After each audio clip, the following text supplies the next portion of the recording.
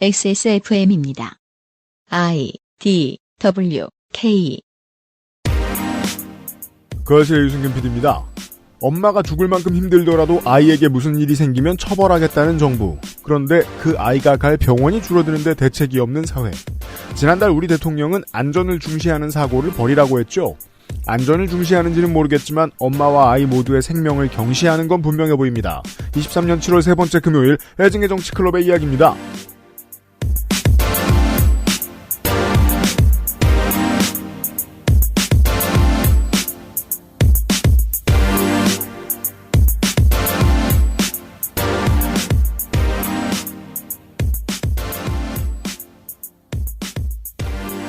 514회 금요일 순서 그것은 알기 싫다 시작합니다.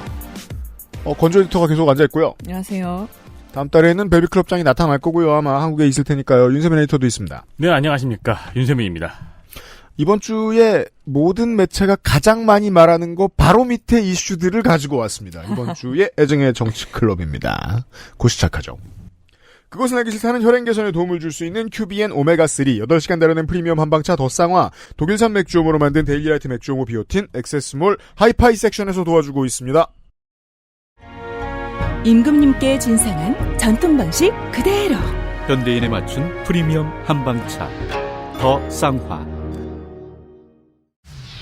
생체 이용률이 높은 RTG 오메가3. 혈행 건강엔 QBN. 제조원 주식회사 한국 CNS팜, 유통판매원 주식회사 헬릭스미스. 당신은 휴식이 필요합니다. 주방에서, 출근길에서, 잠들기 전 침대에서까지. 소리와 나, 둘만의 휴식. 엑세스몰 하이파이 섹션. 하이파이 섹션 광고를 좀 하겠습니다. 블루투스 스피커, 헤드폰, 이어폰, 사운드바까지 쓸만한 제품만 잘 추려진 하이파이 섹션. 바우앤윌켄스의 제플린은 동급 최강의 성능을 자랑합니다. 더 비싼 거 어디 있습니다. 너무 많아요. 하지만 더 나은지에 대해서는 매니아들도 의견이 다릅니다. 특히 이 바우앤윌켄스의 제플린은 동급 최강의 성능을 자랑하잖아요. 자랑하는 디자인이에요. 실제로 그렇고요. 네, 누가 봐도 자랑하고 있어요. 네, 화려하군요. 심각하게 큰 장방형이죠. 유니크한 디자인, 최고의 사운드로 무장했습니다. 여기저기 사운드 관련 매거진에 별 5개를 섭렵한 추천 제품입니다. 액세스몰에서 이래도 되나 싶은 가격으로 판매 중입니다. 이 이래도 되나 싶은 가격은 두 가지 의미가 있어요. 네. 그러니까 이 문화의 문외한은 스피커 가격이 이래도 되나? 왜 이렇게 비싸? 꺼져. 하는 가격이고, 네. 이 제품에 대해서 아시는 분은 네. 제플린이 이래도 되나? 나만 알아야지. 그렇습니다. 그래서 제가 여러 번 이 하이파이 입문을 하시는데 추천을 드리는 겁니다. 물론 덮어놓고 사시지 말고 많이 이제 하이파이는 공부니까요. 사실 이 정도 가격을 쓰시려고 하는데 음향기기에 공부를 안 하고 들어오는 건 조금 이상한 일입니다. 돈이 그렇죠. 많으면 괜찮고요. 네. 네. 그러니까 하이파이 사운드가 취미인 사람들은 사실 공부가 취미인 사람인 거랑 비슷해요. 네, 그렇습니다. 그쵸. 용접이 취미거나. 그동안 B&W 제품 되게 많이 얘기했었는데 저도 요새 에어팟이 지겨워가지고 이어버드 다른 걸 많이 찾아보고 있는데 네. 충전가 때도 있고요. 당연히 소니의 링크버즈도 꽤 싸게 팔고 있고요. 그렇습니다. 소니 꽤 편합니다. 작은 대신에 잘 빠지지도 않고 노이즈 캔슬링도 제가 알기로는 갤럭시보다 조금 더 확실한 걸로 알고 있고요. 확실히 소니가 이 애플 제품하고는 다른 방향으로 정점을 찍은 감이 있죠. 노이즈 캔슬링 이어폰의 경우에. 그렇습니다. 네. 헤드폰을 포함해서. 액세스몰 하이파이 섹션에 있습니다. 그렇습니다. JBL의 파티박스도 준비되어 있고요. 헤드폰, 이어폰, 그리고 자브라 라인업 등 합리적이고 좋은 제품들로 구성이 되어 있습니다. 한번 들여다봐야겠네요. 네, 딴 데서도 들여다보십시오. 많이 파는 걸 네. 굳이 왜 저희가 광고를 하겠어요? 가격 경쟁력이 있습니다. 자브라 엘리트폰은 비싸지 않은데 이어버드 치고는 마이크가 너무 4개입니다. 그 점이 괜찮아요. 그리고 업무용 블루투스 이어폰 저희 아직도 팔고 있죠? 네. 그 한쪽에만 끼는 거. 그렇죠. 아, 후기들 베이어 다이나믹입니다. 네네. 라인업이 다양하네요. 후기 확인하시고요. 고마워요. 라인업이 다양하다! 고 말씀드립니다. 제가 요새 사야 돼서. 네. 왜 헤드폰 되신 거? 아니, 헤드폰이 있는데 제가 네. 요새 러닝을 하거든요. 아, 그러면 이제 네. 쇼핑의 타임이죠. 이제 사야 되겠더라고요. 전 네. 여름에도 헤드셋을 쓰던 사람인데. 그 헤드폰 계속 쓰시면 열사병이 빨리 올 겁니다. 네.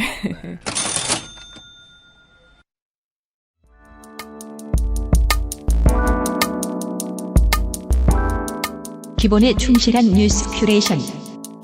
애증의 정치 클럽.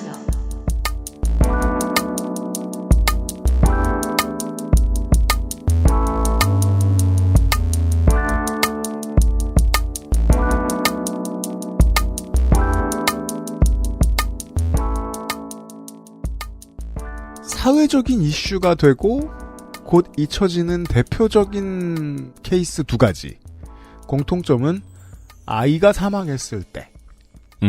이번 주 오늘 이 시간에 들 두 가지 이야기는 그 공통점을 가지고 있습니다. 그리고 디테일로 들어가 보기 전에 다른 이슈로 넘어가게 돼서 빨리 잊혀져 버립니다. 네. 하지만 이는 정치권이 크게 논쟁해야 앞으로 막을 수 있는 이야기들입니다. 네. 네.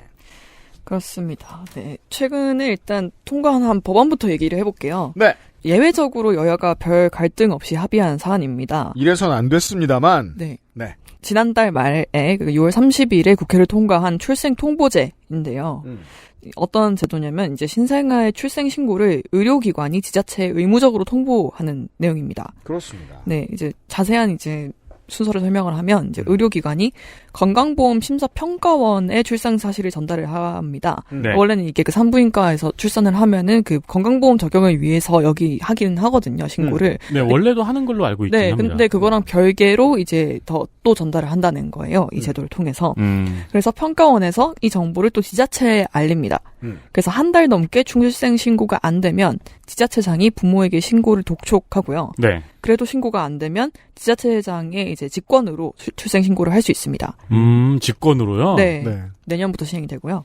하여간 출생신고 안 된 채로 성인이 되는 사람이 존재하지는 않게 하겠다는 겁니다. 그렇습니다. 병원에서 출생한 경우에는요. 네. 성인이 되도록 출생신고를 독려하겠다는 거죠? 그렇죠. 네, 그게 그렇습니다. 중요하죠. 네. 네. 본회의에서 이 법안에 대해서 반대 투표가 한 표도 나오지 않았어요. 기권이 하나 있었고요. 네, 지난달 이제 수원에서 냉장고에 이제 영화를 유기한 사건이 굉장히 이슈가 됐었죠. 네. 네. 사건이 보도가 되고 9일 만에 이 법안이 통과가 됐습니다. 그런데 이 법안 도입이 논의되기 시작한 건 무려 10년 전부터예요. 네. 10년을 깔고 앉았다. 네, 2011년에 이제 유엔 아동권리위원회에서 도입을 권고를 했고요. 네. 그리고 2019년에 정부 차원의 도입 계획이 나왔습니다. 처음으로. 그리고 작년 3월에 정부안 발의가 이루어졌어요. 그럼 이제 1년 3개월이 지났잖아요. 이제 그동안 국회에서 제대로 논의가 안 됐습니다. 네. 그런데 관련해서 사건이 발생하면서 급물살을 타고 통과가 된 건데요. 그렇습니다. 네. 그래서 이 통과와 함께 뭐 출생 신고가 되지 않은 영아에 대해서 보건복지부가 전수조사도 시작했습니다. 네, 그 조사 결과 최근 8년간 미등록 출생 신고를 하지 않은 아동이 2,123명. 2,123명. 네, 이 중에 사망한 아동이 249명입니다. 네. 네. 그 1년간 250명에서 300명 정도가 더 늘어날 수도 있는 게 네. 아직 수사 중인 건이 800여 건이에요. 그래서 그 800여 건 중에서도 사망이 더 이제 포함이 되어 있을 수가 있고요. 그렇습니다. 근데 지금도 적지 않은 숫자죠. 249명은. 분명히 이게 심각한 사회적 문제인 건 맞습니다. 당연합니다. 네. 그런데 출생통보제가 이걸 다 해결해주는 마법의 해결책이냐는 따져봐야 할 것 같아요. 네, 우선 이제 출생신고를 피하기 위해서 병원 밖에서 출산을 선택할 가능성이 높아진다는 지적이 나와요. 병원에서 의무적으로 하니까. 네, 그렇죠. 영아 유기 사건 관련 연구들을 보면은 이제 대체로 범행 동기로 가장 많이 응답하는 게 출산 사실을 주변 사람에게 숨기기 위해서인데요. 그러면 애초부터 병원 출산을 안 하겠죠. 병원에 가서 할 게 얼마나 많아요. 여기 보호자 등록도 해야 되고, 뭐 연고가 있어야지. 그리고 대체로 10대, 20대일 거잖아요. 맞습니다. 네. 그렇다 보니까 실제로 영아 살해 사건 24건만 딱 잡아서 한 경우에도 병원에서 아이를 낳은 여성이 한 명도 없습니다. 아니면 병원에서 아이를 낳더라도 본인 신원을 숨기기 위해서 이걸 가리고 베이비박스라는 데 아기를 맡기는 경우가 많아요. 네네. 네. 저는 그런 게 있는 게 처음 알았는데 네. 은행 금고처럼 이렇게 네, 맞아요. 있더라고요. 네, 거기는 24시간 운영되는 센터라는 점에서 어디 지하철 보관함에 아이를 유기한다든지 그런 거랑 되게 다른 차원인데 네. 제가 그 관련 다큐멘터리를 봤는데 이제 그 박스에 넣어놓으면은 바로 그 벨이 울려요. 그럼 그게 그 시설로 바로 연결이 되는데 그러면은 그 시설 운영하시는 분이 바로 아이를 이제 넣으신 어머니를 네. 바로 가서 만나서 상담을 해요. 그래서 왜 넣었느냐 뭐부터 시작해가지고 사실 근데 네. 그게 무서워서 그렇죠. 베이박스를 찾는 걸 텐데. 네네. 상담을 하는데 대신에 이제 신원을 철저하게 이제 숨겨준다거나 이제 되게 인간 대 인간으로 설득을 많이 하시더라고요. 네. 네네. 우리가 그럼 얼마 동안 맡아줘 볼 테니까 그 안에 결정을 해봐라. 뭐 이런 식으로. 근데 기댈 데 없는 분들이 많이 오는 건데 여기 올 때도 기본적으로 신원을 숨기고 싶어 하죠. 그렇죠. 그런데 출생 통보제가 되면은 신원이 어떻게 되든 남잖아요. 그렇습니다. 그래서 베이비박스를 찾기도 어려워지는 경우가 있습니다. 맞습니다. 네. 사실 베이비박스가 좀 그런 경우에 최후의 보루처럼 좀 남아있는 성격이 있는데 네. 보류의 역할을 할까는 좀 네. 재고를 많이 해봐야 되는군요. 그렇죠. 그래서 뭐 이런 상황에서 출생 등록 시스템만 개편해서는 영아 살해 유기 방지 효과는 적을 것 같죠. 그래서 많은 전문가들이 뭐 위기 임산부 지원 시스템을 맞추는 게 우선이라고 지적을 합니다. 네, 위기 임산부들이 구체적으로 어떤 어려움에 처해 있는지 파악을 하고 복지망에 대한 접근성을 높이는 게 실질적인 방지책이라는 건데요. 네, 뭐 너무 당연한 얘기죠, 사실. 네. 그런데 그 움직임이 정말 죽어도 안 일어나고 있다. 그 말을 하는 사람이 없어요? 네, 이번 건에 있어서 생각보다 없어요. 오히려 공무원들은 하거든요. 그러니까 이번에 그 보건복지부 민원인을 만나니까요. 네, 보건복지부 산하에 아동권리보장원이라는 데가 있어요. 네. 그래서 여기 이제 그 원장님께서 이번에 이 사안에 대해서 그 위기 임산부 지원 체제 강화가 제일 중요하다 뭐 이런 발언을 했었는데, 네. 근데 저 관련해서 뭐 입법이 올라와 있다거나 뭐 그런 거는 없고요. 아니 이 출생 등록제랑 출생 통보제와 함께 가장 먼저 당연히 고려져야 되는 그렇죠. 정책일 텐데. 네. 근데 아직까지는 뭐 얘기되고 있는 게 없습니다. 네. 그래서 이제 언론이 집중할 수 있는 정도도 사회의 자원이란 말이에요. 네. 그 사회의 자원을 아주 조금만 이용했습니다. 이번 이 사건에 있어서. 네. 아주 조금 이용했을 때 그래도 조금이라도 이용을 해서 전국 이슈가 됐으니까 국회가 겁나가지고 뭐라도 통과시켜라고 했습니다. 네. 양당 모두 게을렀을 거예요. 지난 정권 때도 가지고 있을 때 180석의 여당이 깔고 앉아 있었던 거 아닙니까? 네. 그러면 이번에 그땐 뭐 180석은 아니었다만 아무튼 꽤 오랫동안 깔고 앉아 있었단 말이에요. 그래서 허겁지겁 법이라고 집어넣었어요. 그리고 작은 사회적 그 미디어 자원을 가지고 썼던 건 그거 하나밖에 없어요. 애들이 죽으면 안 되지. 네. 그러면 애들이 죽지 않고 아이가 생존하고 행복할 수 있는 조건으로서의 엄마는 어떤 존재인지까지의 논의는 예나 지금이나 접근하지 못했죠. 네. 그렇죠. 그러니까 네. 사실 출생통보제의 철학은 네. 물론 아이가 태어나면은 나라에서 지켜봐야 하는 거긴 하지만 네. 엄마가 죄를 짓지 못하게 하겠다. 그렇죠. 어떻게든 지켜보겠다. 예. 네, 그거죠. 결국 지금 딱 한 주 동안 있었던 얘기의 가장 아쉬운 점이 그거예요. 아이를 지키기 위해서 엄마를 잠수적 범죄자로 몰아버렸어요. 네. 일부를. 네. 예, 그래서 이 단어가 되게 중요합니다. 이 제도가 결국 병원 밖 출산을 유도하는 게 문제라고 한다면 이걸 줄이기 위해서 보호출산제라는 제도를 보완 입법하자라는 얘기도 나와요. 보호출산제의 네. 개념. 익명 출산을 원하는 임산부를 지원하고 태어난 아이는 지자체에서 출생 신고하게 만드는 제도입니다. 익명 출산이 들어갔죠. 병원에서도 익명을 해주는 거예요. 네.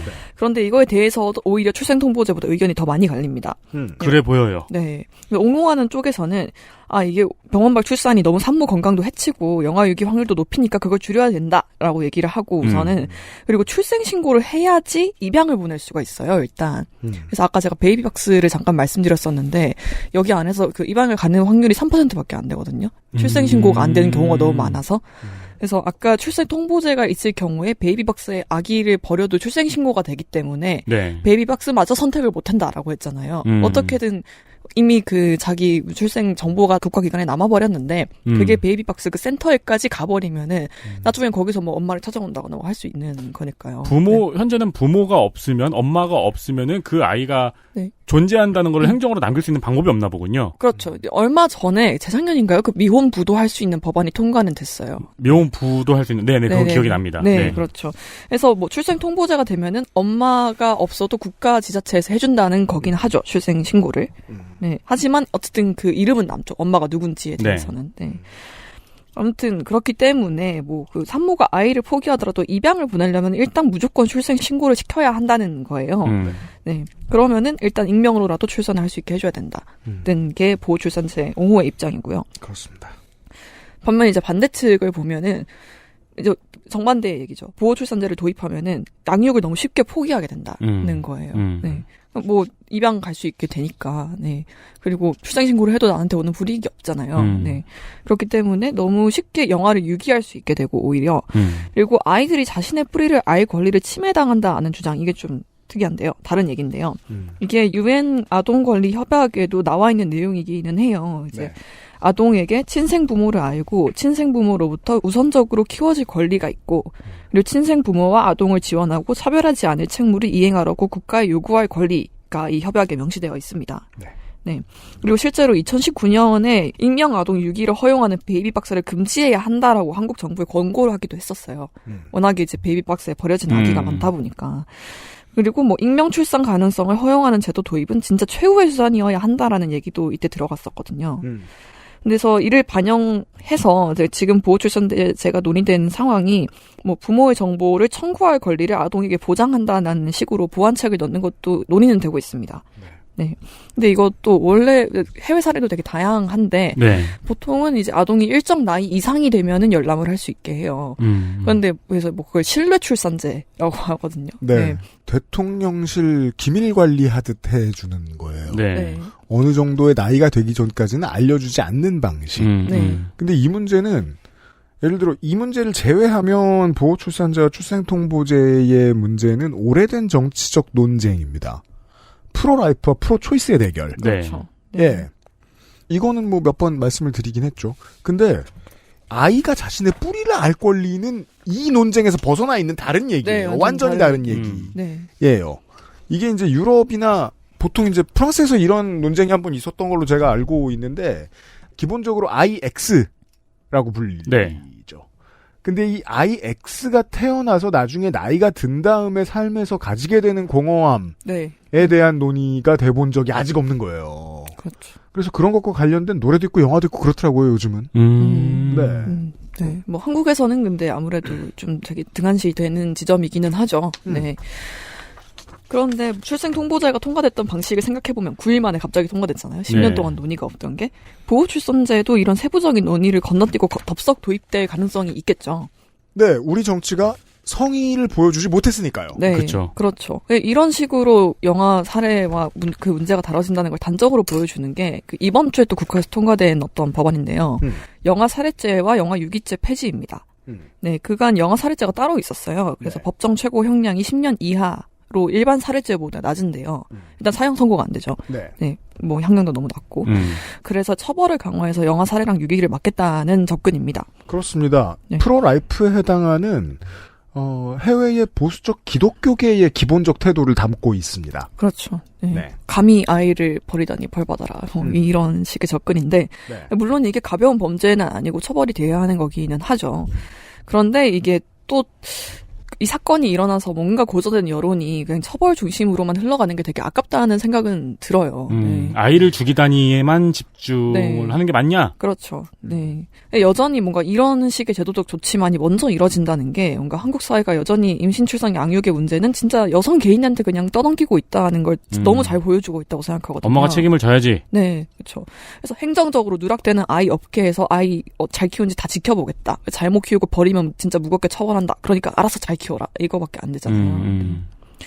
그런데 또 아까 잠깐 말씀을 드렸지만 미혼모를 돕는 정치가 그간 너무 소극적이었어요. 뭐 지원하는 금액도 저 찾아보고 되게 놀랐었거든요. 너무 적어서. 그래요. 네. 미혼모가 이제 아이를 가지게 됐을 때 이제 국가로부터 받을 수 있는 지원이 이제 국민 행복 카드라는 걸 줘요. 그걸로 네. 100만 원 주는 게 전부고요. 한 달에요? 아니면 네, 한 달. 한 달에? 한 달. 그 한 번 가지게 됐을 때 일회성으로. 한 번 100만 원? 네, 100만 원을 주고 아이가 태어나면은 기준 중위소득 60% 이하면 아동 양육비로 월 20만 원을 줘요. 어머, 60% 이하까지 따진 주제에 20 네. 그거밖에 안 줘요? 그거밖에 안 줘요. 너무 네. 지겨운 얘기죠. 이러고서 애를 낳으라고? 네. 그러니까요. 어떻게 한부모 그 가정이 대체로 경제적으로도 어려울 텐데, 네. 뭐, 미혼모들 거의 10대, 20대고, 그럼 당연히 직업을 구하기도 어렵고, 뭔가, 미혼모라는 이유로 취업을 막는 경우도 되게 흔히 있거든요. 물론 그게 법적으로 뭐 문제가 되긴 하지만, 그래도 사회 통념상, 뭐, 안 된다라는 식으로 막는 케이스가, 기사 조금만 찾아와도 사례가 많이 나오거든요. 아니, 중위소득 60% 이하면은, 네. 미혼모 지원금 받는 게 임대아파트 들어가는 것보다 힘드네요. 그렇죠. 그래서 사례를 보면은 뭔가 그 생후 8개월 아기를 두고 이 미혼모가 그 성매매를 했어요. 그러니까 너무 생계가 어려워서. 네. 그런데 이 사람이 국가로부터 지원받은 돈이 아동수당이랑 기초생계급여 합쳐서 137만 원이었습니다. 월. 네. 그렇죠. 그런데 이제 나간 사이에 아기가 사망한 거예요. 그래서 징역 3년이랑 집행유예 5년, 보호관찰 3년, 그리고 뭐 성매매 방지 수강 40시간 뭐 이렇게 처벌을 받았습니다. 네. 네. 사회가 참 비겁하죠. 그쵸. 우리가 이제 뉴스를 보는 보통 사람들의 생각이 그렇잖아요. 내가 집이 있으면 집 없는 사람이 못나 보이고, 내가 잘 컸으면 부모가 없이 클 수밖에 없었던 사람들이 나빠 보이고, 네. 네. 예, 내가 정규직이면 비정규직이 되게 못돼 보이고 이렇잖아요. 네. 근데 이렇게 안온한 인생들이 디폴트인 것처럼 말하는 사회는 비겁한 사회잖아요. 그렇죠. 네. 예, 그 비겁한 사회는 꼭 나은 사람 탓해요. 예, 이것과 관련해서 어느 뉴스를 가보나 댓글이 다 똑같아요. 네. 네. 그러게 왜 사고를 쳤느니 뭐 이런. 아니 하물며 대부업해서 소액 빌린 사람들 협박하고 다니는 애들도 사정이 있어요. 그렇죠. 교육을 어떻게 해서 못 받게 되었는가? 어떻게 네. 해서 이너서클에서 밀려나게 되었는가? 사정이 왜 없습니까? 네. 애인데. 애엄마인데. 예. 특히 이런 경우에는 거의 애가 애를 낳았죠. 그렇죠. 네. 맞습니다. 영아 살해 사건 피고인의 98%가 비혼모거든요. 네. 대다수가 아까 말씀드렸던 10대, 20대고 경제적으로 그렇죠. 어렵고요. 그런데 이런 범죄 발생 배경은 고려하지 않고 심지어 그걸 없애려는 지원조차 제대로 해주지 않으면서 처벌 강화만 당장 내세우는 게 너무 가혹하잖아요, 정말. 10대, 20대가 대다수인데 처벌 강화만 내세운다면 더 숨어 들어가게 되는. 이거 너무 그렇죠. 종교 원리주의 국가 같아요. 네. 심지어 이제 뭐 지원을 떠나서 그러면 책임을 진다고 하면은 아버지도 같이 지게 하면 좀 낫잖아요. 네. 이제 뭐 비혼모의 경우에는 비혼부한테 양육비 지급만 받아도 훨씬 더 숨통이 트일 텐데 이제 양육비 지급을 약속을 해도 지급하는 비율이 지금 33.6% 정도밖에 안 되거든요. 그렇습니다. 네. 한부모 가족의 80%가 양육비를 받지 못하고 있고 그중에 이제 제재 대상자가 된 사람이 대부분 남성이에요. 이제 그만큼 뭔가 그 임출육의 모든 어떤 조건들과 네. 책임들이 다 이제 미혼모에게 전가가 되고 있는 건데. 네. 네. 그리고 이번 수원 영아 살해 사건에서도 이걸 좀 보여주고 있는데 친모가 살인 혐의로 기소가 됐습니다. 근데 친부는 처음에 불송치가 됐어요. 그리고 재수사가 요청이 됐거든요. 네. 그리고 현행법상으로는 이분을 처벌할 수 있는 방법이 없기는 해요. 이제 범행 사실을 몰랐다는 이유에서 불송치 결정이 나왔다가 정말 몰랐을까라는 의혹이 제기되면서 재수사가 요청이 된 상황이거든요. 네, 다른 네. 이유가 아니라 되게 친모가 영아 살해까지 내몰린 상황에서 친부가 책임이 없을 수가 없잖아요. 네. 네. 네, 친부가. 네. 그렇죠. 근데 이런 상황에서 보호출산제가 도입되면은 오히려 그 생부에 대한 책임은 더 흐려질 수도 있다라는 얘기도 나옵니다. 네. 그리고 뭐 이런 얘기를 보다 보면 아까 프로초이스, 프로라이프 얘기하신 게 지금 나오는데 보다 보면 진짜 차라리 안 나왔으면은 이런 일이 없었을 텐데라는 생각이 들죠. 필연적으로. 그렇습니다. 네, 뭐 안전한 임신 중지가 가능했다면은 아이도 엄마도 애초에 이런 상황에 놓이지 않았을 텐데 그런데 언론도 그렇고 정치권도 그렇고 이걸 임시 중지권과 연결해서 말하는 걸 정말 찾아보기 힘듭니다. 관심이 없다는 뜻입니다. 네. 정치인은 움직일 수 있는 에너지의 총량을 가지고 있는데 우리 정치가 여기에 다른 데 에너지 다 쓰고 여기 쓸 에너지를 갖지 않기로 지금 네. 약속했다는 점에서 한국 정치가 얼마나 보수적인지를 알 수 있고요. 기본적으로. 네. 그리고 이건 이제 이슬람 근본주의하고 기독교 근본주의가 얼마나 닮았는지를 보여주는 사례이기도 해요. 이슬람 국가에서도 신정일치를 표방하는 국가에서도 그리고 공화정이 잘 되어 있는 기독교 국가에서도 다 똑같이 이런 일들이 일어나죠. 지금 요렇게 해놓고 아이를 낳은 사람을 처벌할 수 있다 정도의 조항까지 내놓죠? 그러면 여기서 좀 더 보수적으로 흐르면 드센티스의 플로리다가 됩니다. 네. 프로초이스를 불법화시키게 되죠. 그렇죠. 네. 예. 그렇죠. 많은 분이 잊고 계시겠지만 일단 그 프로초이스가 불법이라는 거는 한국은 벗어나긴 했어요. 네. 네. 근데 기억을 못할 수밖에 없게 흘러가고 있죠. 근데 되돌리고자 하고 있어요, 지금. 그렇죠. 생각보다 네. 많은 곳에서. 네. 그 2019년에 낙태죄가 폐지가 됐어요. 헌법 불합치 판결이 나왔는데요. 헌재에서 당시 판결을 내릴 때 낙태 허용 범위와 임신 중지 여성 권리 보호를 위는 입법을 통해 정하라고 주문을 했습니다. 네. 그런데 지금까지 이제 4년이 지났죠, 벌써. 후속 입법이 전혀 없었고요. 네. 네. 입법부가 정말 이 분야에서 무능함을 알 수 있습니다. 네. 발의된 안이 없진 않아요. 형법 개정안도 나와 있고 그 모자보건법 개정안도 발의가 되어 있는 게 있거든요. 그런데 뭐 전혀 통과되거나 논의되고 있지 않고요. 저는 당연히 국회가 욕을 먹어야 한다고 생각하지만 저는 이건 기본적으로 국회를 움직이는 우리나라 교회 입김이라고 생각합니다. 쫄아서 못 건드리는 거죠. 그렇죠. 네. 네. 네. 그렇죠. 그래서 그 결과 그 낙태죄는 폐지가 됐지만 그 임신 중절 수술이 여전히 건강보험 적용이 안 됩니다. 그래서 250만 원이고요. 네. 그리고 미프진 같은 이제 유산 유도제, 이제 가장 대중적인 유산 유도제죠. 미프진이. 네. 이거 재작년 국감 때 우리가 얘기하지 않았나요? 네. 이거 지금 3년 됐나?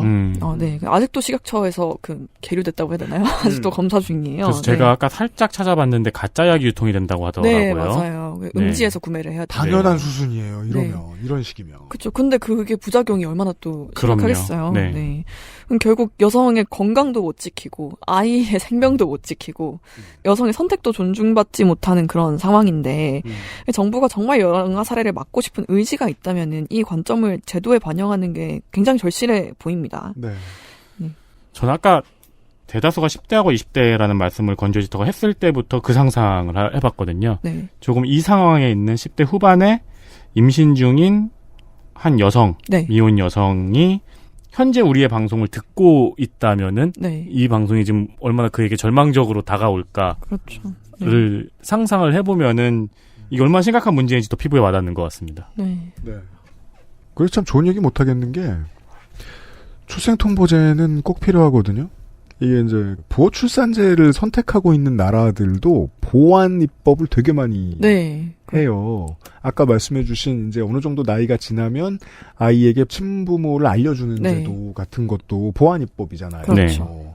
혹은 임신 갈등 상담소 같은 것도 공무원을 되게 많이 채용합니다. 네. 심지어 막 흥정도 할 수 있어요. 어느 정도의 그 권한도 가지고 있어서 공무원들이 한국에도 그런 분들이 있다고요. 베이비박스 다 감당하시는 분들. 네. 근데 훨씬 많죠. 되게 오랜 기간 동안 산모하고 상담을 해주니까. 필요한 단체를 연결해주는 수준뿐만이 아닌 걸로 알고 있습니다. 그렇죠. 되게 많은 것이 더 들어가야 돼요. 왜냐하면 이런 입법을 했던 가장 중요한 이유는 적어도 유럽에서는 국민의 행복이고 국가가 사람들의 생명과 안전을 책임져 준다는 정신이니까. 네. 근데 지금의 우리나라의 출생통보제는요. 국민의 행복이나 안전과는 무관해요. 그보다는 좀 더 사법정의에 가까워요. 네. 네. 출구가 생각보다 없습니다. 네. 정말 딱 이루어지는 방식이 다들 아기가 죽는 건 원하지 않지. 그러니까 우리가 이번엔 협치해서 뭐 하나 했어. 박수 치자 끝. 딱 이런 느낌이잖아요. 프로라이프와 프로초이스의 오랜 대결에 관해서 그 가장 중요한 본질은 그거거든요. 아이가 죽는 걸 원하지 않는다는 건 여자가 죽는 걸 원한다는 거다. 라는 것. 아니 근데 정말로 듣다 보면은 뭐 쉽지는 않겠지만 이런 여성 엄마들에 대한 혜택이 정말 두텁다면은 많은 부분에서 심지어 낙태에 대한 갈등까지도 꽤 많은 부분 진전을 이룰 수 있을 텐데 그렇죠. 그 논의를 다들 하지 않고 있는 이유는 뭘까요? 어제 얘기한 거랑 비슷해요. 실직을 막 해도 되는 세상이 좋은 세상입니다. 심지어 전략적으로 실직하는 것도 해볼 만합니다. 아이 막 낳는 세상 좋은 세상 아닐까요? 전 그렇게 생각해요. 네. 그렇죠. 예.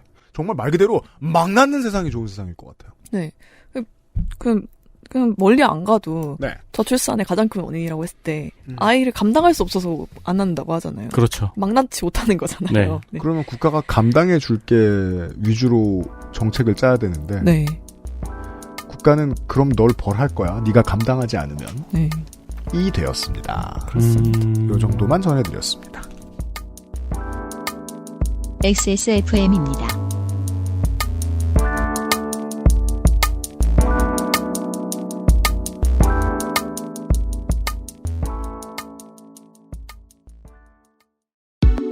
다양한 브랜드, 다양한 라인업, 소리가 궁금한 사람들에게 엑세스몰 하이파이 섹션.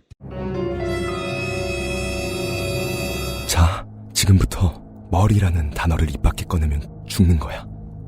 데일리라이트 맥주 효모? 야! 그건 머리에 말할 수 없는 고민? 직접 확인해보세요. 데일리라이트 맥주 효모. 67년이었지 아마. 종로의 작은 한의원이었어. 진도산 구기자, 청궁, 당귀, 숙지황. 좋다는 건 죄에 넣고 불순물을 제거하며 8시간 정성껏 다려냈지. 임금님께 올린 그 방식 그대로 말이야. 부드럽고 달콤한 전통의 쌍화차. 요즘 사람들은 그걸 더 쌍화라 한다지. 현대인에 맞춘 프리미엄 한방차. 더 쌍화. 옛날 덧쌍화 후기를 하나 봤습니다. 너무 씁니다. 어떻게 먹어야 하나요? 그런 훅 저기가 있었어요? 네. 근데 그런 여러분들의 호기심들이 전 네. 장사해야 됩니다. 세상을 먹지 발전시킵니다. 말라고 하지 않아요. 그래서 쌍화차 레시피를 추천드립니다. 오. 쌍화차의 흔한 고명은 잣과 대추 슬라이스, 가장 많이 알려진 거죠. 그리고 UPD는 아몬드 슬라이스와 블루베리요? 블루베리요? 용도는 똑같습니다. 대추랑 잣하고요. 오, 아. 너무 달지 않아요? 그 맛이지. 그러니까 서양 버전인 거죠? 그러니까 예를 들어 그릭 요거트에 블루베리를 넣으면 그건 맛있죠. 블루베리가 맛있어서인 거기도 하지만 달아서 좋아요. 어, 그럼 그렇죠. 생 블루베리를 넣으세요? 아니면 네. 건조 블루베리를 넣으세요? 건조는 안 넣어봤네요. 생 블루베리 좋아요. 네. 고소하거나 단 것이기만 하면 무엇이든 잘 어울리는 편이라고 하네요. 저는 그래서 코코볼도 추천합니다. 오, 뭐는 못해요. 코코 뭐 시리얼이네요. 그러면 바삭한 바삭한 쌍화차죠. 아. 저는 아몬드 슬라이스와 블루베리까지만 추천을 하겠습니다. 네. 그리고 쌍화차의 고명 중 가장 먼저 떠오르는 게 이게 이제 우리 세대에 그게 뭐야? 한번 먹어보고 싶어. 신기해. 네. 바로 그 계란 노른자. 걔도. 그죠. 띄우는데 난이도가 조금 있죠. 일단 계란 노른자를 분류하는 것부터가 쉬운 네. 일이 아니니까. 전문가 영역이에요. 그러나 가장 중요한 원칙은 풀지 말고 숟가락으로 그 노른자부터 먹는 것이란 주장이 있습니다. 저는 전문가에게 이 잔소리를 들었습니다. 네. 노른자 풀지 마세요. 계란 노른자는 그렇고요. 네. 익산 쌍화차 거리에는 쌍화차 아포가토가 아주 유명합니다. 네. 오. 물론 전국에 다 퍼졌는데 그렇게 찾긴 쉽지 않아요. 특히 젊은 사람들은 못 찾아요. 저 처음 들었는데. 네. 네. 익산 쌍화차 거리가 그렇게 유명하지 않은 것 같더라고요. 음. 거긴 또 비싸요. 그래요? 손님 많아가지고. 오. 한 잔에 8,000원 합니다. 오. 익산까지 가기가 어렵다면은 아이스크림에 원하는 고명만 있으면 집에서도 충분히 만들어 드실 수 있습니다. 전문가의 견해에 따르면 보통 바닐라를 추천합니다. 그렇죠. 아포가토는 바닐라죠. 그렇겠네요. 허우대가 아주 멋있어요. 그 바닐라에다가 잣을 얹어놓고. 그건 좋지. 네. 네. 근데 여기에 오히려 아몬드 블루베리가 더 어울릴 것 같다는 생각도. 그러네요, 또. 네. 네. 무엇이든 좋아요. 저 요새 캐슈넛 빻은 거 샀거든요. 저는 캐슈넛이라고 써있길래 그냥 그걸 골라가지고 이게 제일 싸네? 이러고 샀는데 빠는 거. 사고 보니까 뒤에 분쇄 이렇게 써있는 거야. 그냥 브랜드 이름이겠지 이렇게 생각했는데 예. 저 같은 실수하신 분들 주분쇄. 네. 아포가토 같은 거 해드시면 좋습니다. 네, 다양한 쌍화차 레시피를 말씀을 드렸습니다. 네, 진짜 하드코어한 건 안 말씀드렸어요. 쌍화차 거리 가면 쌍화차 넣은 라면 팝니다. 네? 근데 그건 요즘 하드코어하다고 할 수 없는 게 맛있다잖아. 요즘 네. 한국에서도 아이스크림 라면 유행하잖아요. 네. 더 쌍화는 액세스몰에 있습니다. 여기서부터 출발해보세요.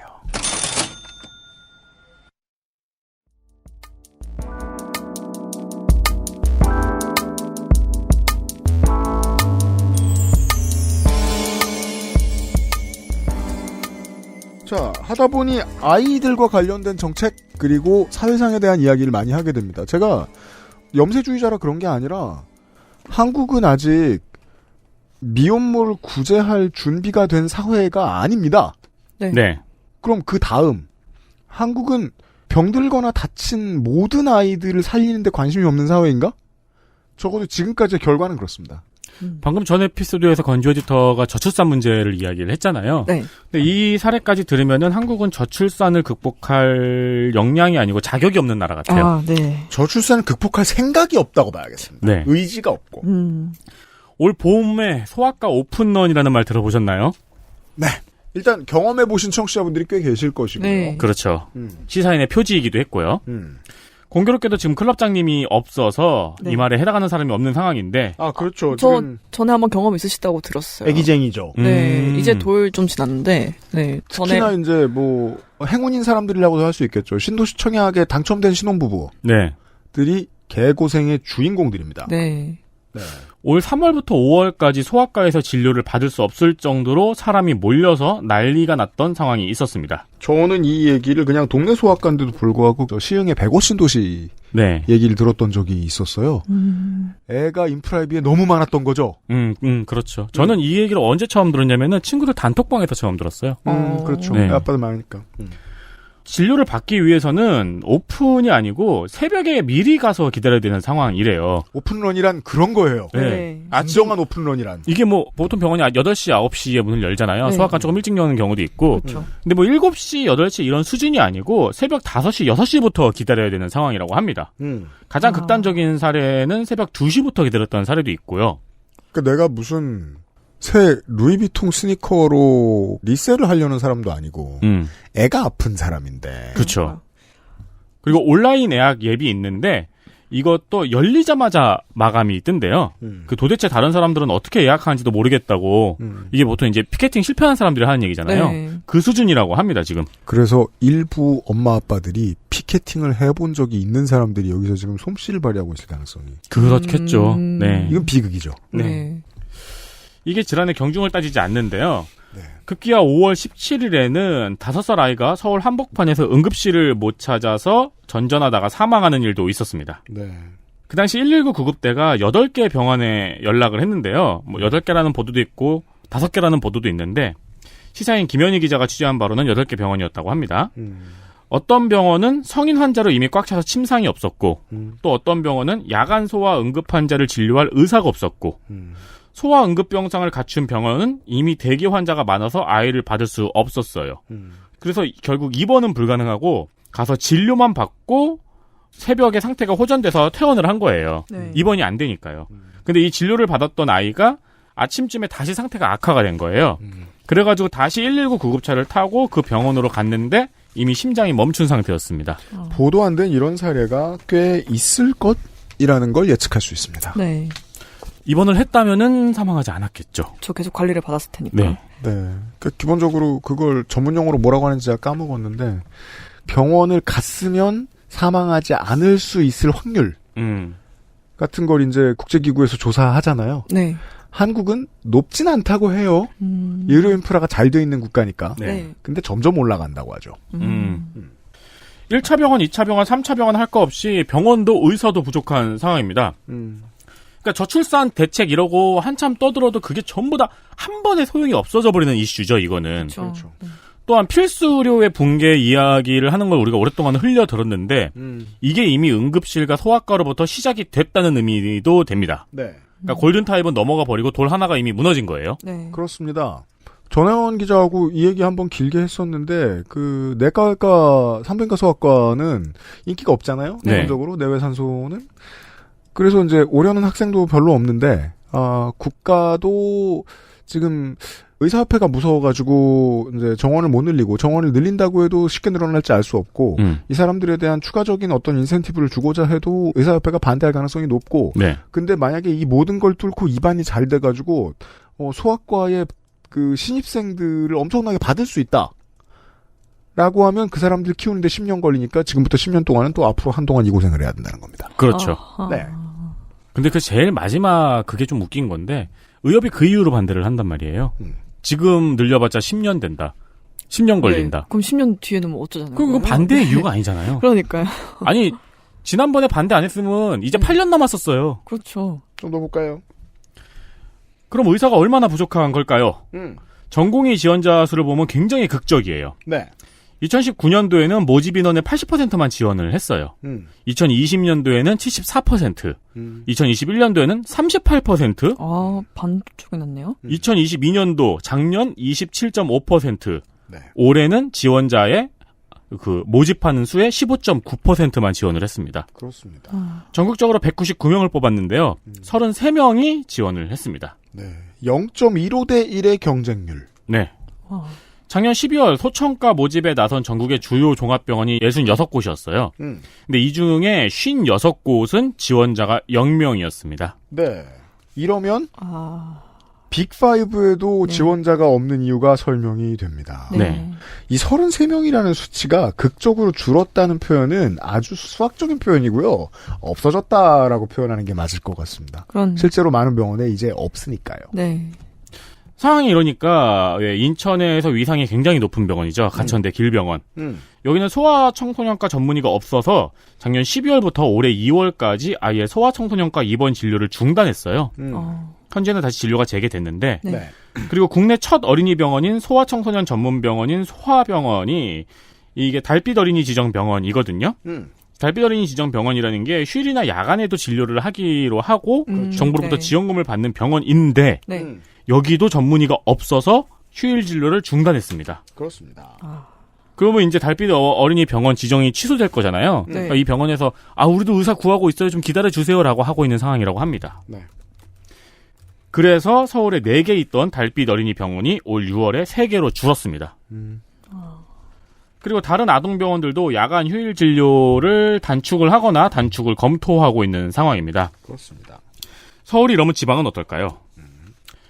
더 심각합니다. 소아과와 함께 산부인과도 지금 없어서 심각한데요. 네. 소아과 줄어든다는 얘기 나오기 한참 전부터 산부인과에 줄어든다는 얘기는 들었죠. 네. 네. 잘 들어보세요. 평창, 화천, 고성, 양양, 군위, 청송, 영양, 봉화, 울릉, 무주, 장수, 임실, 곡성, 구례, 하동, 산청. 이게 뭘까요? 소아과와 산부인과가 0개인 지자체입니다. 0개요? 네. 둘 다요? 네. 그리고 소아과가 1개도 없는 지자체는 58곳이고요. 이제 이런 식으로 이제 이해하실 수 있죠. 그 인구밀도 낮은 지역에는 동네 슈퍼에 네. 요즘 사람들은 못 믿을 거예요. 옛날에는 인구밀도 낮은 지역도 동네 슈퍼에 기저귀 다 있었어요. 있었어요. 이제 기저귀 안 팔아요. 그렇죠. 예. 그리고 지역 의료원이라 그러면 그래도 좀 크고 공공병원이고 다 갖추고 있을 것 같잖아요. 네. 지역 의료원도 내외산소 전문의가 없는 곳이 10곳이나 됩니다. 네. 없다고요, 그냥. 네. 필수로 갖춰야 되거든요. 근데 없는 거예요, 그냥. 아예 없으니까. 네. 종합병원도 전문의를 못 구하고 있고 있어도 한 명 있는 데가 많아서 그 교수가 아프면 끝인 곳이 많습니다. 그러니까 이러면 이 의학 노동자들이 느끼는 중압감은 어마어마할 거거든요. 나 다치면 어떡하지? 이게 과로사의 기본 옵션, 디폴트 옵션이에요. 그렇죠. 나 없으면 이 일 안 돌아가라는 부담감. 20세 이하 소아청소년 인구 10만 명당 소아청소년과 의원이 서울은 31.7개입니다. 전남은 8.5개입니다. 인천, 경기, 부산도 10만 명당 25개니까 서울하고 차이가 크죠. 네. 소아과 전공의의 절대 수도 줄어들었고요. 수도권 쏠림 비율도 심각해서 올해 전공의 지원자의 수도권 비율이 90.5%입니다. 네. 근데 아까 언급해주신 그 지역에 아이가 아예 없진 않을 거잖아요. 아예 안 태어나진 않죠. 네. 않겠죠. 적긴 하겠지만. 그렇죠. 네. 왜냐하면 지자체가 열렬히 권장하니까요. 네. 네. 확실히 다른 동네에 비해서 인구 밀도가 낮을수록 이런저런 혜택도 많으니까요. 그렇죠. 근데 그 혜택은 개인적인 혜택이고 병원을 끌어당겨오는 건 지자체도 힘이 없으니까. 네. 그래서 제천 같은 경우에는 분만 가능한 산부인과가 딱 하나밖에 없대요. 그래서 이제 지자체에서 이 산부인과에 그냥 매년 5억씩 지원금을 줍니다. 네. 산부인과가 없는 지자체에는 아예 임산부 전용 구급차를 운영하고 있고요. 강원도 같은 경우는 강원대 옆에 출산 3주 전부터 임산부가 머물 수 있는 아파트를 아예 마련을 해놨어요. 이런 방식을 택하는 거죠. 왜냐하면 네. 소아과가 부족하잖아요. 그러면 그 부모가 겁내 운전을 해야 됩니다. 네. 그렇죠. 예를 들어 뭐 내가 전남 내륙에 있는데 원래 가던 병원이 순천에 있는데 여기가 이제 의사 선생님 마지막 선생님 은퇴했대. 아니면 이번에 아파가지고 휴가 쓰셨대. 네. 그러면 여수까지 가야 될 거 아닙니까? 그렇죠. 여수까지 못 잡았어. 그럼 뭐 광주 가야 될 거 아닙니까? 그러면 40분 운전하던 걸 1시간 20분 운전하고 그걸 부모가 해요. 네. 근데 산부인과는 얘기가 다르죠. 그럼요. 야 양수 터졌다 운전해서 갈게. 안 되니까. 여기 없다. 더 가야 될 것 같은데? 이럴 수가 없잖아요. 네. 그게 뭐 평일이 될지 주말이 될지 또 모르잖아요. 그렇죠. 그래서 아예 산부인과 옆에 아파트를 마련해 놓게 아이디어인 것 같기도 하면서도 씁쓸하죠. 네. XSFM입니다.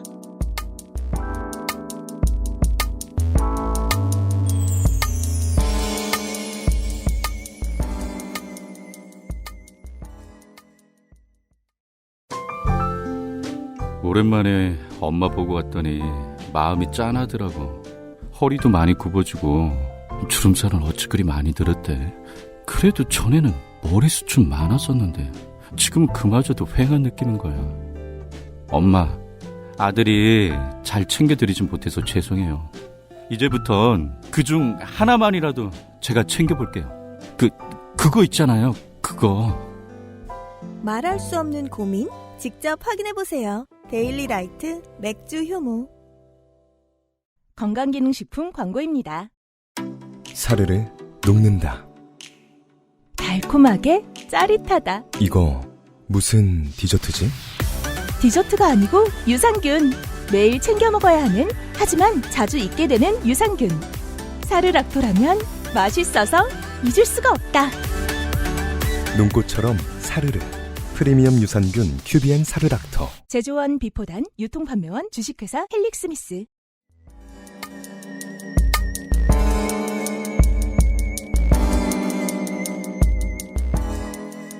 다시 소아과로 들어와서 왜 소아과 의사가 없을까요? 여러 가지 원인과 여러 가지 말들이 있습니다. 일단 올 봄의 대라는 약간 좀 특이한 역설이 있어요. 네. 이게 코로나 때문에 애들이 마스크를 쓰고 손을 잘 씻었잖아요. 네. 그래서 감염 예방을 철저히 하니까 소아과 손님이 줄어드는 역설이 있었던 거예요. 소아과 손님은 기본적으로 전염병 손님입니다. 그렇죠. 아이들이 뛰어놀고 서로 만지고 하다 보면 생기는 질병. 사실 그리고 면역이 생기는 과정이죠. 네. 그리고 아기 엄마 아빠들이 그동안 놀랬습니다. 아니 얘 저기 안 나가고 손 맨날 씻으니까 감기 안 걸리네? 예, 소아과 매출 급감. 네. 그래서 그동안 소아과가 문을 많이 좀 닫은 거예요. 그러니까 5년 전과 비교해서 지금 전국의 소아과가 약 12% 정도 줄었다고 합니다. 네. 지난 5년 사이에 개원보다 폐원이 많은 유일한 과가 소아과랑 영상의학과라고 해요. 근데 소아과는 12%가 줄었는데 영상의학과는 2.4%가 줄었습니다. 그럼 제일 많이 준과네요. 그렇죠. 유의미하게 줄기도 했고요. 네. 근데 올해 이제 마스크를 벗었잖아요. 그리고 애들이 어린이집, 유치원, 학교를 갔잖아요. 마스크를 벗고. 네. 이러면 고객이 다시 정상 복귀됩니다. 정상 복귀 수준이 아니고 확 늘어난 거죠. 네. 애들이. 심지어 그 사이 면역이 성성이 안 됐을 거잖아요. 그렇죠. 네. 근데 그 사이 소아과는 문을 많이 닫았고 네. 짧게는 이런 역설이 있었고요. 장기적으로는 또 다른 이유들이 있어요. 네. 일단 전혜원 기자가 474회에서 이야기한 문제입니다. 내외산소의 문제. 네. 여기서 소아과만 이야기를 해보자면은 일단 비인기과예요. 네. 소아청소년과의 경우 거의 모든 진료가 급여 진료일 수밖에 없어요. 다 필수 진료이기 때문에. 네. 그래서 모든 진료가 급여 진료인데 다른 과도 급여 진료의 비중이 높은 데가 있잖아요. 네. 근데 소아과는 또 특수성이 있는 게 애기 때문에 3분 진료가 안 된다는 거예요. 아, 그렇죠. 한국 특유의 공장식 회전이 어렵습니다. 네. 이게 무슨 말이냐면은 받는 돈은 똑같은데 다른 과보다 환자 한 명당 들어가는 시간이 훨씬 많이 걸린다는 겁니다. 자, 이러면 이제 정치 입장에서 곤란해지죠. 수가를 많이 책정할 수가 없어서 수가를 싸게 책정해놨더니 시장이 방식을 만들어냈어요. 회전율을 높이는 거. 네. 근데 회전율을 높일 수 없는 인간적인 작업이 인간적인 작업이라고 수가를 높여주자니 다른 모든 쪽에 비인간적으로 일하고 있다고 인정하는 꼴이 돼요. 그러면 한꺼번에 다 수가를 높여야 되는 거예요. 국가는 요건 또 못해요. 그렇죠. 예. 그리고 입안을 보려고 해도 귓속을 보려고 해도 주사를 맞추려고 해도 시간도 많이 필요하고요. 네. 인력도 더 필요합니다. 그럼요. 그리고 장비가 어린이용으로 더 필요한 경우도 있어요. 네. 게다가 돈은 더 많이 들고 시간도 많이 들고 돈도 적게 버는 과인데 네. 저출산 때문에 미래가 밝은 것도 아닌 거죠. 예를 들어 성장세가 꺾인 게 완연한 선진국들, 옛 선진국들 가운데서 인구 감소세가 적은 국가로는 미국이 있어요. 네. 왜냐하면 옛날부터 오랫동안 이민 정책에 대해서 에러 앤 트라이얼을 많이 겪은 나라라 이민 함부로 닫지도 않습니다. 이민 그렇게 무서워하지도 않아요. 네. 예, 한국보다 늦게 늙어 죽을 것임을 알 수 있죠. 근데 한국, 일본은 그렇지 않잖아요. 한국에 10년만 살아봐도 이 나라는 세계에서 가장 빨리 늙어 죽을 것이다 알 수 있잖아요. 네. 그렇죠. 소아과에 들어가는 게 장기적으로 바람직하지 않죠. 노동자 입장에서. 또 특별한 사례는 의사들 사이에서는 2018년 이대 목동병원의 신생아 사망 사건이 큰 원인이 되었다고 꼽고 있습니다. 이게 신생아 4명이 병원 내 감염으로 집단 사망한 사건이에요. 기억하시는 분 계실 거예요. 이때 네. 뉴스가 굉장히 크게 나왔죠. 네. 세계에 유례가 없었던 끔찍한 의료사고였어요. 근데 이 사고 때문에 의료진들이 구속 수사를 받았거든요. 그리고 결과적으로는 작년에 전원 무죄를 받았습니다. 네. 이게 그러니까 환자 입장하고 의사 입장이 갈리는 거예요.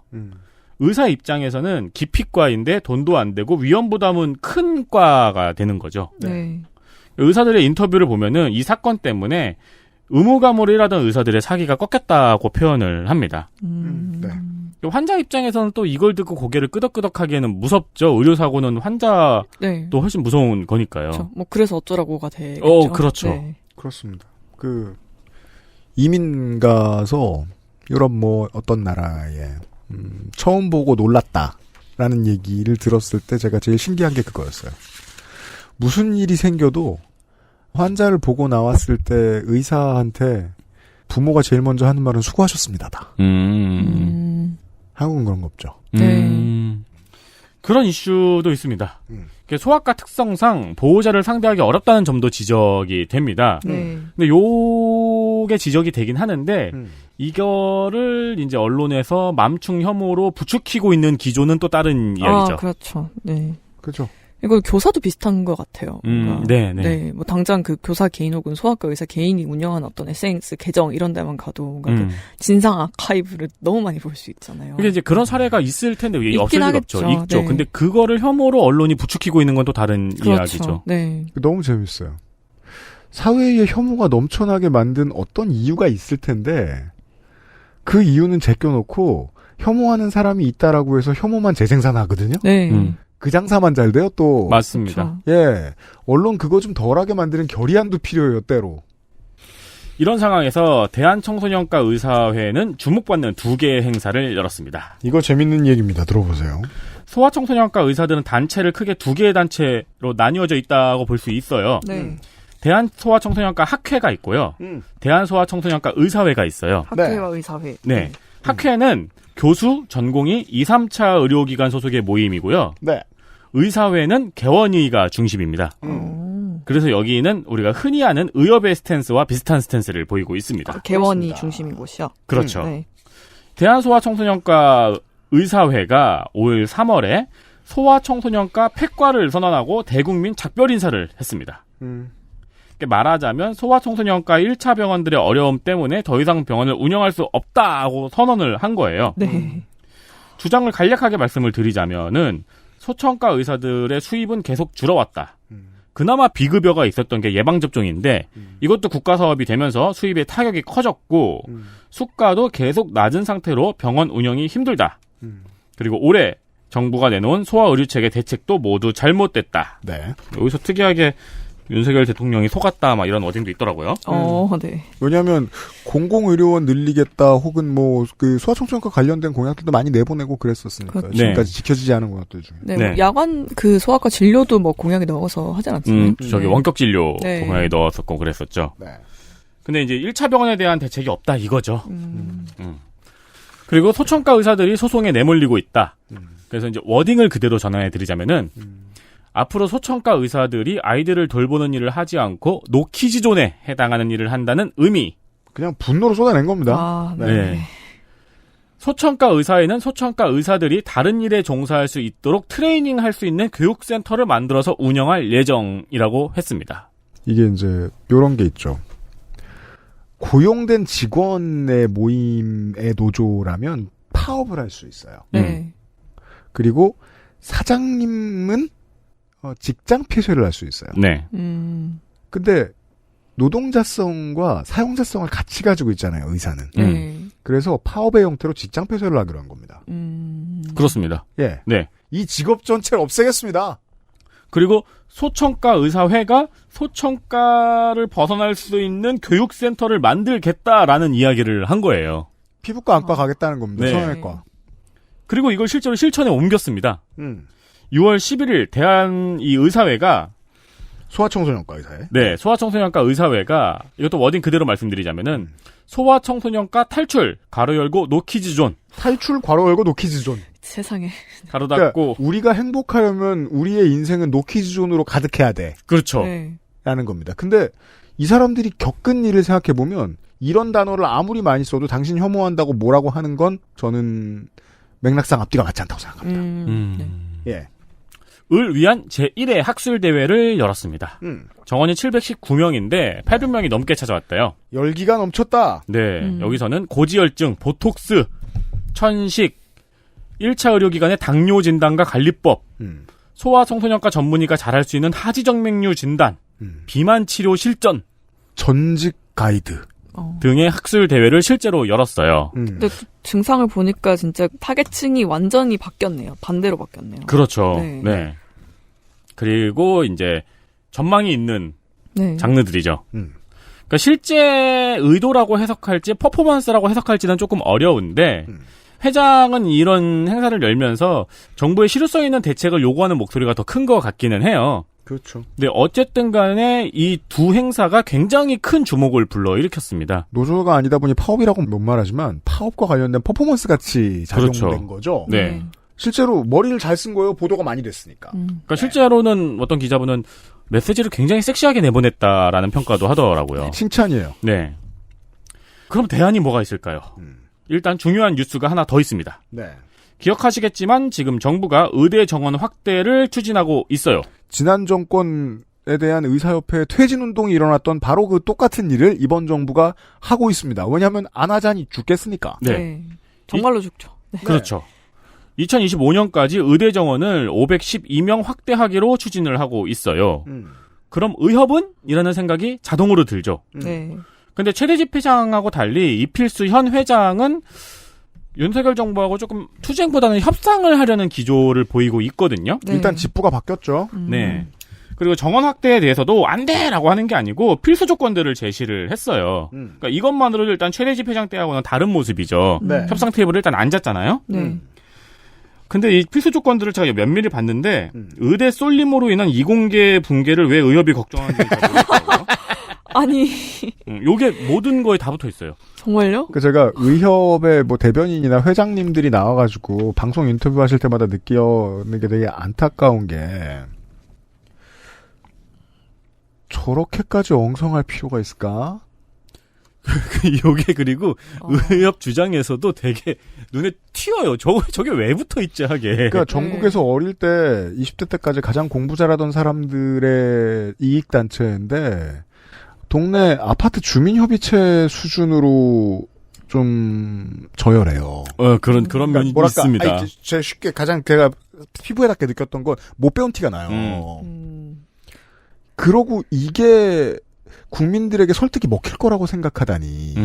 이거보다는 진짜 수능 1등급 의사 vs 뭐 그 얘기 지금도 해요. 지금도 해요. 그걸 그런 식으로 얘기하잖아요. 그게 의공계 붕괴보다는 네. 설득력이 네, 있죠. 맞아요. 네. 그건 비슷한 수준의 사람들은 끌어갈 수 있는 얘기인 것 같아요. 네. 그리고 이공계는 진작에 붕괴했고요. 다른 여러 가지 이유로. 네. 그리고 지금 이공계 학생들이 수능 봤을 때 상위 20개, 30개 과 하면은 왜 다 의대인데요? 돈을 제일 많이 버니까. 그렇죠. 그리고 소아과 왜 안 가는데요? 돈을 제일 적게 버니까. 근데 그냥 적게 버는 게 아닙니다. 3분의 1 번다고 하죠? 4분의 1. 근데 그게 억 단위잖아요. 소아과 왜 가요? 이해된다고. 이해되는데 이 사람들이 얘기하면 이상하게 이해가 안 돼요. 그러니까요. 네.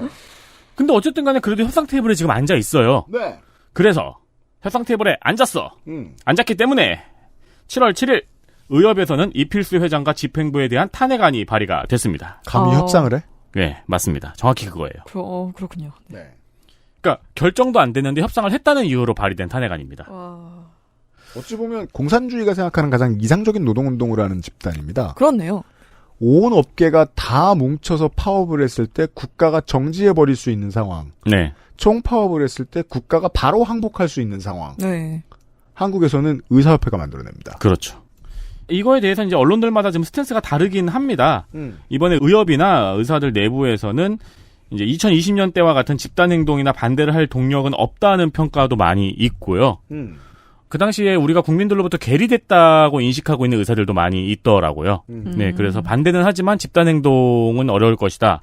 라고도 많이 하고요. 네. 그리고 올해 의협과 정부의 카드 교환을 세 본다면은 간호법은 대통령이 거부권을 썼고요. 네. 이건 의협의 주장이었죠. 그리고 면허취소법은 통과가 됐죠. 네. 그렇게 하나씩 주고받긴 했습니다. 정치 이야기가 나온 김에 한마디를 더 덧붙이면은 올해는 보수 언론과 경제지에서 의사수 부족이 문제라는 기사를 많이 내고 있어요. 그렇습니다. 네. 그전엔 잘 안 냈습니다. 네. 그럼 다시 소아과 문제로 돌아오겠습니다. 네. 대안이 뭘까? 일단 474회 전회원들에서 전했던 문제들이 그대로 적용이 됩니다. 의대 정원을 늘린다고 기피과의 의사가 충원이 될까의 문제. 수가를 올려준다고 성형외과만큼 많이 벌 수 있을까의 문제. 네. 그리고 수억을 준다고 과연 의사들이 지방으로 내려갈까? 의 문제들이 다 겹쳐 있습니다. 네. 그리고 소아과도 응급의료의 문제, 1차 병원의 문제, 2, 3차 병원의 문제가 제각각 다 다른 문제예요. 네. 이것도 더 다르게 해법을 제시해야 되고요. 그리고 지금 저희가 소아과 얘기를 하고 있는데 2035년까지 비인기 필수 과목이 전부 다 이꼬라지가 될 거라는 예측도 당연히 있습니다. 그렇습니다. 내외산수, 네. 내외산수. 그렇죠. 네. 올해 2월에 윤석열 정부가 비대면 상담, 24시간 영상 상담, 어린이 공공 전문 진료센터 추가 지정, 그리고 사후 보상 등의 대책을 내놓았는데 의사가 없는데 이게 무슨 소용이냐는 거죠. 그렇습니다. 근데 어쨌든 의협에서는 의대 정원 확대는 계속 반대를 하고 있고요. 네. 아까 말씀드린 소청과 의사회에서도 정원 확대는 결사 반대를 하고 있습니다. 맞습니다. 이 외에는 대한전공의협의회에서만 주장을 하고 있는 다보험자 전환과 민간진료 도입이 있고요. 다보험자 전환과 민간진료. 민영화죠, 뭐. 네. 네. 그리고 이제 의료보험까지 다보험자로 전환하자는 이야기고요. 네.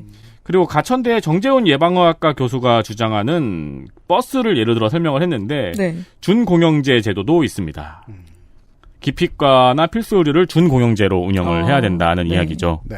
이것도 문제가 있긴 있어요. 지금 버스도 방광견형이 문제가 되고 있잖아요. 네. 그러니까 얼마를 줘야 되냐. 그죠. 네. 하.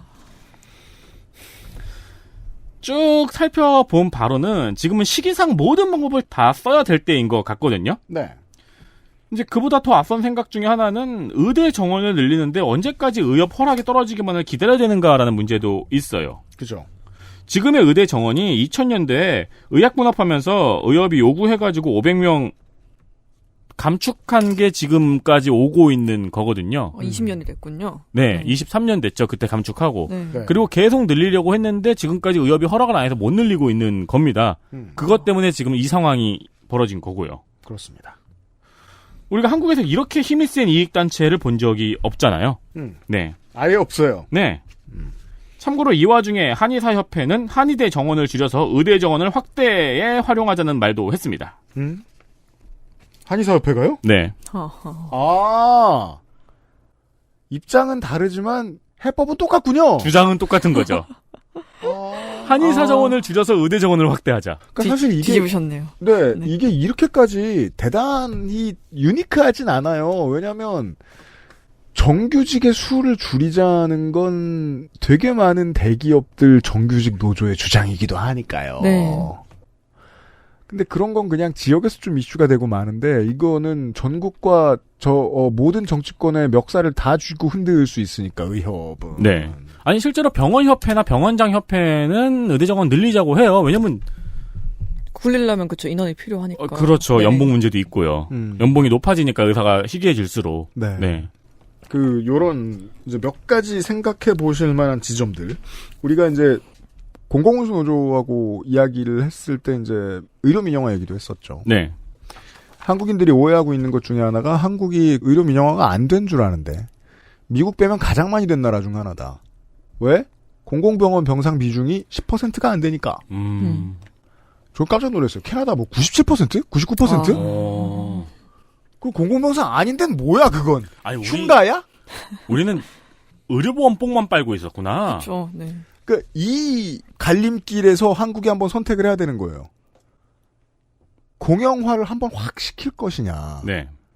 그러면 의사들의 고용과 인면권에 대한 파워도 국가가 갖게 되죠. 다만 재원에 관련해서 기재부 한번 싸울 거고 의료계의 로비스트들과 좀 싸우긴 하겠죠. 네. 이런 거 이겨내는 건 쉬운 일은 아닙니다만 지지를 좀 더 받을 수는 있을 거예요. 네. 그럼 나머지는 그렇게 할 생각이 없다. 뭐 국가의 절반의 지지를 받는 정당은 그렇게 생각하지 않을 테니까 잘 안 된다 치죠.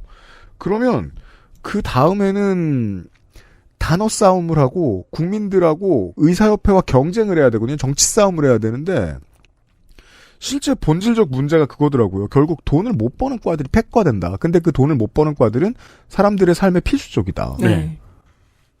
돈을 많이 버는 사람들은 피부과, 안과, 성형외과다. 다 그리로 간다.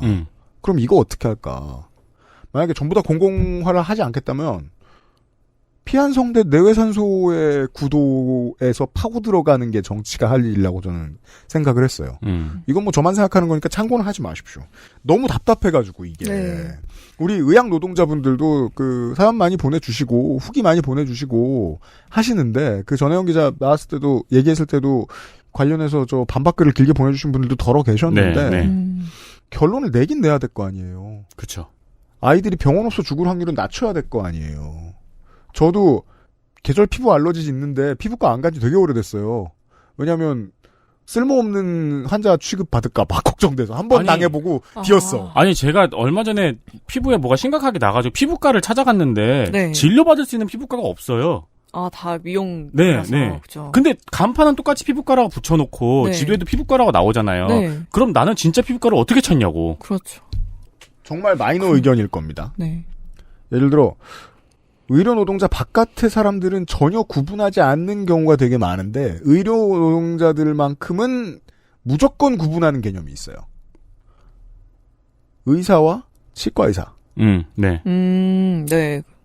무조건 구분합니다. 그렇죠. 완전 다른 종족 취급합니다. 우리가 봤을 때는 그냥 흰 가운에 친절한 사람이지만. 그리고 그 와중에 계급의식이 있거든요. 정치는 때로 한두 가지의 목표를 위해서 이런 사악한 것들을 활용할 필요가 있어요. 한국이 법으로 의사와 비필수 의료 의사로 구분하면 어떨까라는 생각을 해봤어요. 과를 바꾸고 대학 재정은 국가가 꽉 쥐고 있으니까 권고할 수 있잖아요.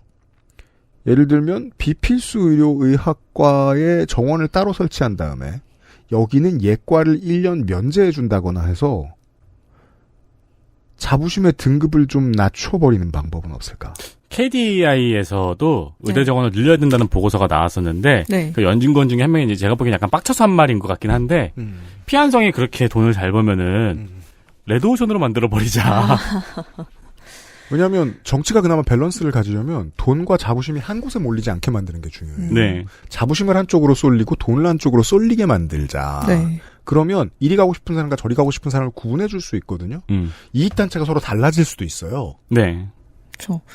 저는 말씀하신 거에 동의하는 편인데 이게 결국 의료라는 분야가 일반 산업 분야가 너무 달라서 생기는 이 문제라는 생각도 들거든요. 맞아요. 네. 지금 여기 생기는 문제들이 다 일반 산업의 어떤 이익의 논리가 의료라는 분야에도 적용이 되어서 생기는 건데. 그러니까. 그런데 정치는 해야 하는 가장 숭고한 일이 사람들이 덜 죽게 만드는 일. 네. 사람들이 더 건강하게 만드는 일이니까. 그렇죠. 이 사람들의 노동 조건과 이 사람들의 이해관계는 정치에게 목숨 줄일 수밖에 없잖아요. 그렇죠. 네. 물론 경실련 같은 데에서 그런 말 하는 것도 저는 좋지 않은 생각이라고 봐요. 직접 이해관계가 걸린 의사들과 협상하는 것은 어불성설이다라고 하는데, 아니 모든 노동운동은 직접 이해관계가 걸린 데하고 딜하는 거야. 그렇죠. 그런 주장도 있더라고요. 우리가 병원에서 급여와 비급여가 나눠져 있는데 네. 그러지 말고 필수 의료 지정 병원에서는 100% 급여로 하고 아닌 데서는 100% 비급여 해가지고 거긴 그냥 민간보험한테 줘버리자.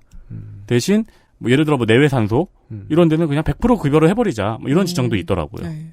근데 의협 내에서도 어떤 권력관계라고 할까요? 뭔가 그런 것들이 피환성과 그 내외산소 네. 간의 뭔가 그런 구도는 전혀 없나요? 뭔가. 인사이트로 들어가면 없을 리가 없겠죠. 그렇죠. 네. 네. 그래서 저는 이런 의협의 주장을 볼 때마다 저긴 진짜 피환성만 있나? 그런 생각도 들거든요. 저는 이 케이스야말로 디바이드 앤 컨커 하는 것이 공익을 위해서 더 어울린다는 생각이 들어요. 지금 한꺼번에 공영화 못 시키거든요, 우리나라 의료. 네. 네. 하지만 이렇게 잡아먹어 들어가면 천천히 가능할 수도 있지 않을까.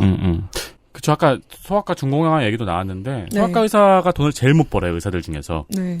근데 그래도 1억은 넘어요. 그럼 그걸 공영화하려면 재원을 어디까지 넣어야 되느냐는 고민을 많이 해봐야 되죠. 저는 같은 문제를 반대로 생각하는 게 대부분의 지자체장들이 기초자치단체장들 세금 받아봐야 얼마나 받아온다고 턱턱 버스 공영화 시키잖아요. 네. 그리고 되게 신나합니다. 들인 돈에 비해서 활성화가 너무 됐다고. 저는 소아과 연봉이 1억일 때가 너무 쌀 때라 지금이 들어갈 때라는 생각이 들어요. 오히려. 4억 받을 때 들어가면 좀 어렵잖아요. 1억 주면 안 하죠. 지금 1억인데. 그렇죠. 더 줘야 하죠. 네. 제 생각은 참고하지 마십시오. 반대하시는 여러분이 옳아요. 아니, 그래서 제가 이거 쭉 보고 저도 생각난 결론이 뭐냐면은, 네. 물론 저는 비전문가지만, 아니, 의협이든 정부든 누구든 모든 수를 다 써야 될 것 같은데? 라는 네. 생각이 들더라고요. 그렇죠. 그러니까요. 그런 한탄하잖아요. 한국은 정말 의외로 겁나 잘 나가다가 금방 비처럼 타들어갈 거다. 그러니까. 그 한복판에 와 있습니다. 우리가 관련한 이야기를 나누어 보았습니다. 건조에서는 다음 달에 만나 뵙겠고요. 저희는 주말 시간에 파케문학관으로 돌아오도록 하겠습니다. 애증의 정치 클럽 멤버들은 다음 달에 다시 건강하게 만나도록 왜냐면 하겠습니다. 지금 이제 전자레인지로 들어가실 거잖아요. 아, 맞아요. 대구 집으로 갑니다. 네, 네. 그리고 집에 갔다가 에어프라이로. 그리고 다음 주엔 사막에 가거든요. 그래서 살아와야 돼요. 네. 피부 잘 보호하시고 다음 달에 만납시다. 여러분 내일 파케문학관 시간에 만나요. 고맙습니다. 안녕히 계세요. 감사합니다. XSFM입니다. I, D, W, K